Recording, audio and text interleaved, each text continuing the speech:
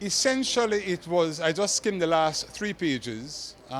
Essentially, it was on the basis that a contract of this value was required by financial regulations, which are a matter of law, to go through the tender process.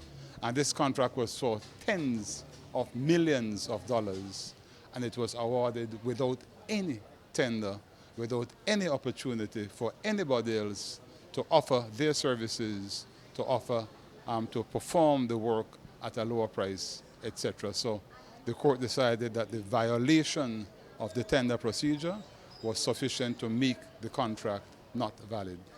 Sir, in your mind, is this possibly a vindication of the government's purposes for acquiring the company's registry in the first place? It is, it's a curious thing, Daniel, because people are looking at a situation where the government has to pay compensation, which is not the case here.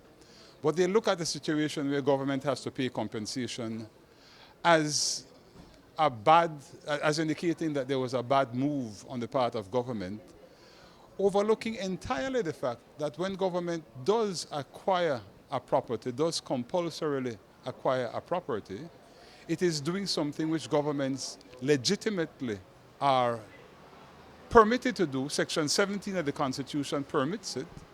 Governments may legitimately be required, acting in the public interest, to acquire a property, so that when the property is acquired, the obligation to pay compensation is there. So it is not that government loses when it is ordered to pay compensation. The government takes away people's property, and they must pay compensation. And when when the taxpayer is ordered to pay compensation, we must remember that we have gotten the benefit of the property which was taken away. Happily, in this case, like I said, no compensation is to be paid. Sir, can the claimants appeal? Oh, they can appeal, and I absolutely expect that they will appeal. If government had lost, I'm certain that we would have appealed. So you can expect an appeal to take place.